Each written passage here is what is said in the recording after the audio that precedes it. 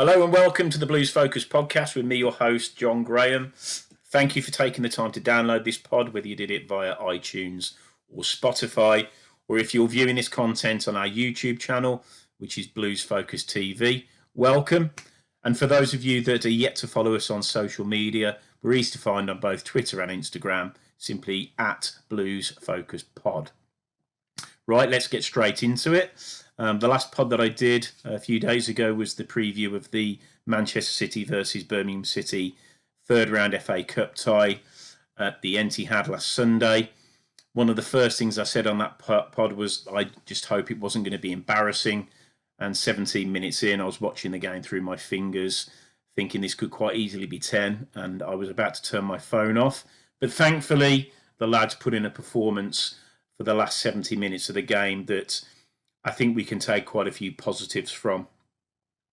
When I saw the team sheet for the first time, I was pleasantly surprised. I thought it was a very attacking team, quite brave by Karanka, and I think he probably resisted the temptation to go overly defensive. He certainly didn't do that, and I think the guys were, certainly George Friend and Karanka post match, definitely went to lengths to say that, you know, they were, I think, quite surprised with the strength of the City side that was fielded.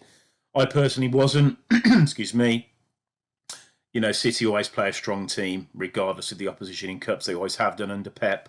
I did mention that on last week's pod. So, yeah, I'm surprised that we felt that they would maybe play the kids. That just isn't Pep's style. He tries to give it the best chance of winning every game. So, you know, the fact that we set up quite aggressively meant that we needed to probably get, you know, a decent proportion of possession to really get a foothold in the game. I think the other observation before the game was how big the pitch was. Massively different to St Andrews. Blues tend to play quite narrow, with Sanchez cutting in from that on his left foot from the right-hand side. And I did feel that potentially could cause issues in those sort of wide positions because, you know, the way City play, they use every inch of the pitch. That's why they're so good at the game and certainly executing their game plans, movement off the ball, and pretty much making sure that a lot of their midfielders don't necessarily sit into a fit system. They do float around quite a lot. So I did feel the size of the pitch potentially could cause us problems because you can't always be compact when you've got such width. And yeah, as I said, if you give them a load of space in and behind and on the flanks, then you are asking for trouble. To start the game, you know, we had that early attack. Lecco, very, very positive, which was a reflection of his attitude for the entirety of the game. I was quite critical in the last pod of Lecco, and he certainly made me my words on his performance on Sunday, which I'm delighted about. I think that he's got a ton to offer. He just needs to get his confidence up and be positive on the ball. And for the lion's share of the game, I thought he was incredibly positive when he had the ball. Looked to take it on, looked to take players on, or certainly gain some territory using his pace. So, yeah, bright start. I think Terrell, with a bit more good fortune, could have had a really good opportunity in those first couple of minutes. Fortunately, it wasn't to be. But I think, you know, if you can look into 2 minutes of any game, then we started pretty brightly. Then after that, we definitely held our shape, dropped into shape when they were on the ball, gave them a lot of time when they were playing it out the back. Hogan, for me, wasn't pressurising the defence enough. He didn't do it enough in the first half at all. And then as De Bruyne sort of got into his rhythm, and certainly Foden and Silva, they were approaching the game in quite a threatening way. And I was looking for Kieftenbelt and Sunjic to certainly close that space down a lot more effectively than they did. It was disappointing that we really didn't put a challenging of any note in the first 10 minutes. And, you know, you give City that time and that opportunity to play, they are going to punish you. And unfortunately, that's what they did. I think just before the first goal, George Friend got caught a little bit with a ball that got him turned. He recovered really well and made a challenge. But I think for the goal, maybe he just sat in a little bit too much, played everybody on. And I think when the ball came over from wide, rather than head it either out the way it came for a throw-in or indeed behind for a goal kick so we could reset and defend, he tried to clear his lines. You know, I'm not going to overly criticise him for it. I think that it's understandable the decision he took. He just didn't execute it. it flicked onto Clark Salter, he didn't have time to react. And then I think we've just got to respect and admire the finish from Bernardo Silva for the first goal. I don't think he scores that more than maybe 6 times out of 10 at a push, but the finish was world class. And if we didn't know that we were going to be in for a tough day up to that point, then we certainly did from the 7th minute going forward. We were shell-shocked, no doubt, after that. I think we were probably reeling from the quality that City brought. And we didn't learn from our mistakes. As I said, I was really looking for Sunjic and Kieftenbelt to really put some challenges in, in places that weren't going to hurt us. If they're picking the ball up at the halfway line, there's nothing wrong with putting in a challenge that may be borderline, not with the intent to hurt the opposition, but certainly to let them know that you're there. We certainly didn't do that enough. And again, for the second goal, we just allowed them to come on to us. And again, ball over to Mahrez, great switch play. That reverse pass down to the byline that De Bruyne made a fantastic run to collect, cut it back, and Silva was in an absolute acre of space towards the sort of the left-hand side of the goal and just smashed it into a fairly open net. We weren't close enough to the run of Silva. I think that Colin and Kieftenbelt were caught sort of admiring the football a little bit too much. And to be 2-0 down to City after 17 minutes, I really did think we're in for a very tough afternoon. I think a combination of Blues getting more into the game, Terrell putting a crunching tackle on 20 minutes, which he got booked for, which I think was harsh. But we did start to let them know we were actually there, and it's a shame that we didn't do that from the get-go, because I don't think they'd have been as keen to spend as much time on the ball if they knew that there was a challenge coming in. We just allowed them to play, which you just can't do that against them. Their quality is as good as anything in Europe, and we're just not good enough to defend against the balls that they can play through. So I think the 10 minutes after the goal, then we got into the game. They dropped off. The commentator was at pains to say that Pep wasn't happy that City had taken their foot off the gas, and I think they did. But I also think that we played our part in that. But then the third goal absolutely killed the game. We've got 4 players watching Mahrez run through, and nobody put a challenge in. He picked the ball up in a not threatening area. If we have to concede a foul there, fine, we can defend from the free kick. But we allowed him to run. When he threaded it through to Foden, there were literally 5 Blues players within about 3 yards of that pass. But again, we were too far off him. And in fairness to the kid, he's struck the ball. He's not going to score too many better goals than that across the keeper in the bottom left. And that was it, game over after, just over half an hour. And I think it was probably damage limitation after that. We managed to see out the first half relatively problem-free. But, we couldn't certainly play in the same way for another 45 minutes as we did for the first. Just breaking into who I thought performed. Pietro came in. I was surprised he started him, but he's got to play at one point. I thought he was competent. I thought his distribution was excellent. That crossfield pass to Friend was an ongoing threat, something that Karanka had obviously identified, and we had a lot of joy with that out ball, which was good to see. I thought we played some really good football when we had possession. We weren't just looking to clear our lines. It probably could have been a lot worse than it was if we'd have done that. Colin was solid. The 2 centre-halves didn't really have anything to do because the play was very much in front of them rather than balls into Jesus. So I think both of them did okay without really being tested. I thought Friend, apart from the error for the first goal, was very good first half. Kieftenbelt and Sunjic I thought were both poor. I said on the last pod I'm very, very much a fan of Kieftenbelt, and I think Sunjic does bring energy, but they were both pretty anonymous. I don't know whether they've had their instructions not to commit, but you have to commit against those players. If you don't commit, yes, okay, they can pass it round you, but we've always had cover behind. So not making those challenges were, I think it really did allow City to play through us, and that killed us. Sunjic did his usual fairly pointless lunge after about 43 minutes where he got booked. I just wish he'd have done that in the first few minutes where we could have stamped the authority on the game. Lecco, as I said, was superb. I think that Sanchez was good on the ball, didn't really make any mistakes. I thought he had a decent first half. I thought that Terrell put himself about a bit. He did a lot more closing down than Hogan did. And I was disappointed that he came off after that first half. Hogan, I think that his performance was incredibly disappointing. I'm sure that Karanka was equally as disappointed. He gave him his chance and he didn't repay him. He certainly didn't repay the faith. And I just don't know where Hogan goes from here. He's put in quite a few performances similar to that.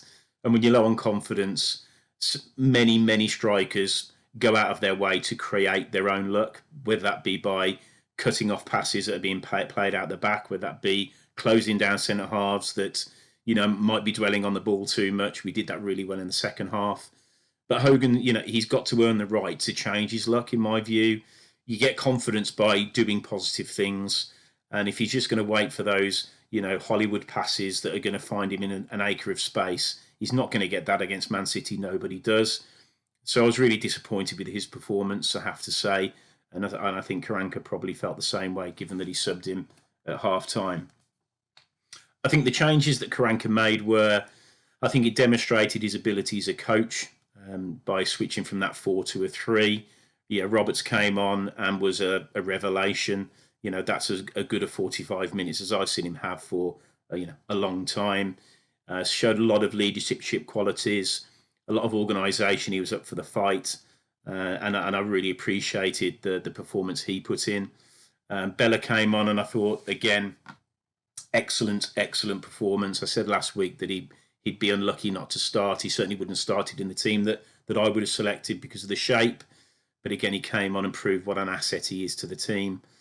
And then later on in the second half, obviously Dukey and obviously Clayton were on there as well.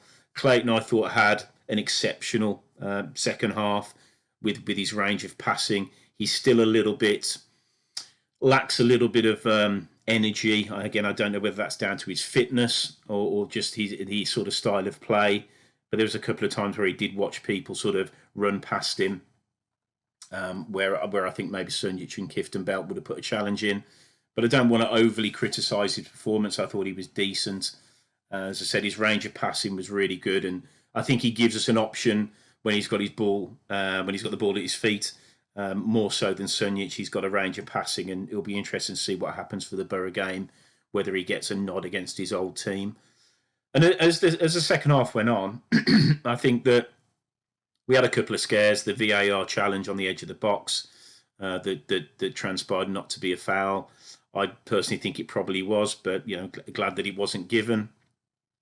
And I think we had a bit of a panic on. I think Jesus had a decent chance, and Pietro made himself quite sort of big when ball was sort of bobbling around the 6-yard area off a corner. But other than that, it did help that obviously they made their changes. They were nowhere near as effective, nowhere near as strong, and I also think that our shape negated anything that they had to offer. The last 10 minutes, we were by I think quite a long way the better side and more likely to score. Bella had 2 shots in quick succession that certainly the second one I thought was in, and it did give us that, I think, impetus as we go into the Borough game to say, well, yeah, we probably didn't start particularly well in that game. I think we're a little bit overawed, a little bit starstruck, but as soon as that second goal went in, I think we just did buck our ideas up a bit because, we were staring down the barrel of 4, 5 and 6. I think before the game, the odds of Blues winning 1-0 were the same as Man City winning 9-0. So I think that gives you an idea of the challenge we had ahead of us. And after 2-0, who's to say that it couldn't have been that sort of 9-0 scoreline? So I think we have to give them credit. I think they responded pretty well. And certainly that second half performance was something that, whether he's hit on a shape that he likes or he's certainly got an insight into, I think a few of the players that he's brought on have done a job for him. I think maybe a couple of the players that started didn't maybe return the faith that he put in them. And I reckon just seeing Karanka in his interviews pre and post match over the course of this season, I don't think he suffers fools gladly. And I think there'll be a couple of omissions from the squad as we go into the weekend. So as we go into that weekend fixture against Middlesbrough, what can we expect? Well, if we look at the first game in January against Middlesbrough, where we lost 4-1, we started the game off brightly. Colin got a goal and got us 1-0 up. And then after that, it was very much a typical Neil Warnock performance. And, if we can't, I guess, plan for what they're going to bring, then it's a very poor show indeed.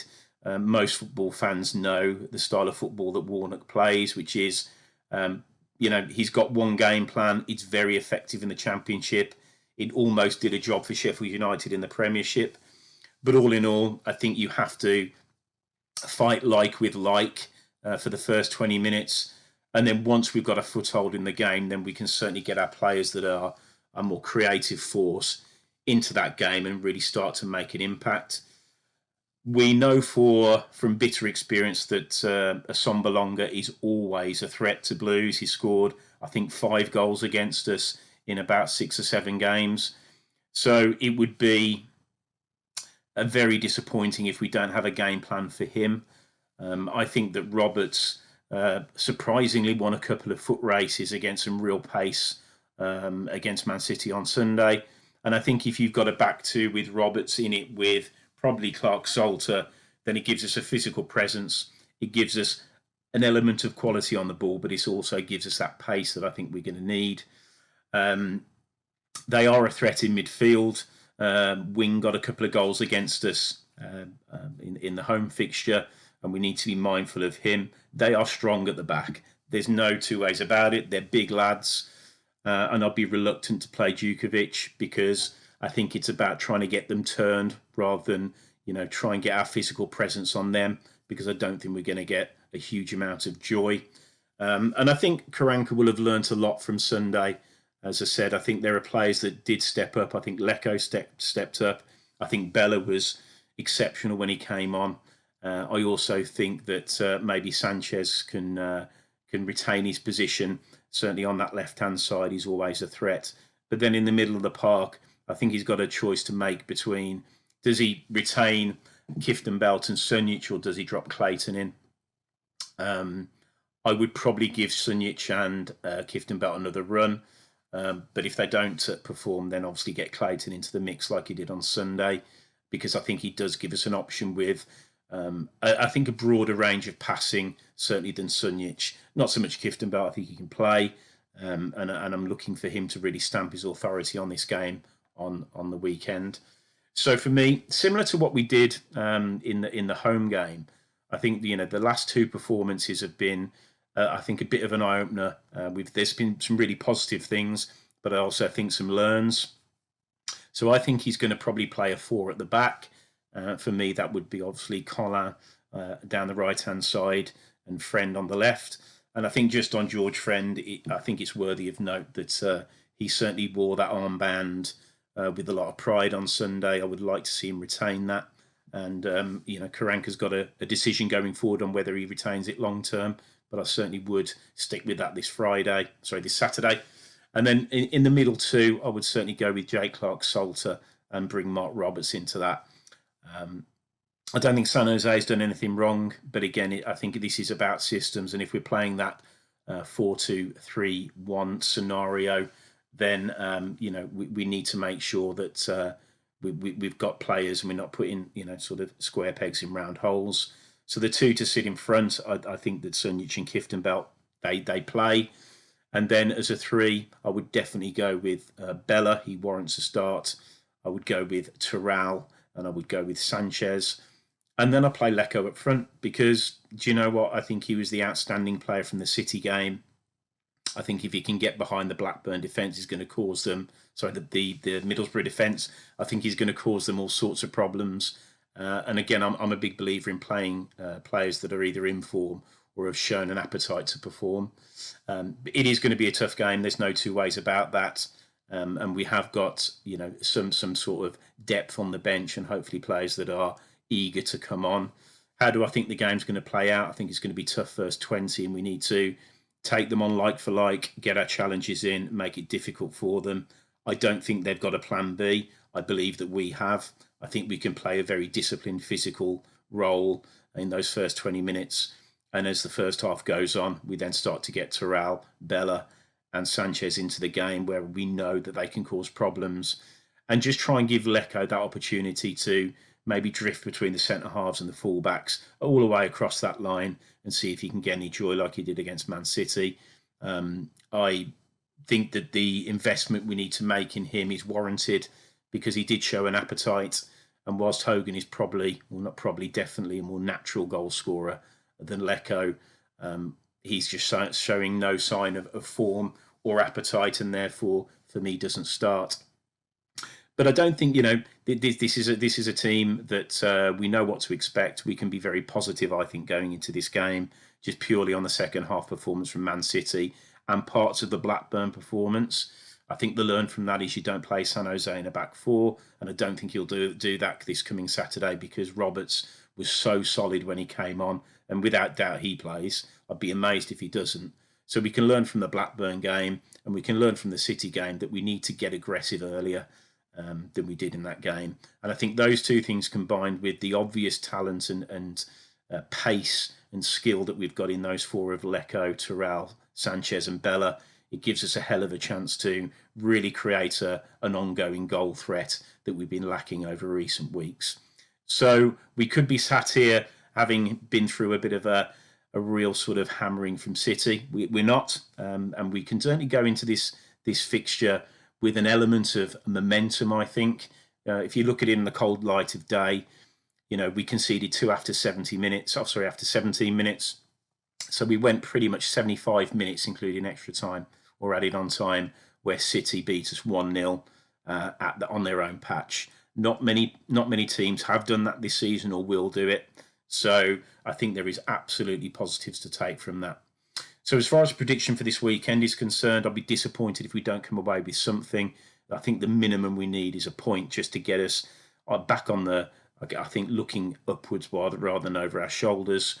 I'd like to see us obviously score a couple of goals. So if that's a 1-1 or a 2-2, I'd much rather have that over a 0-0.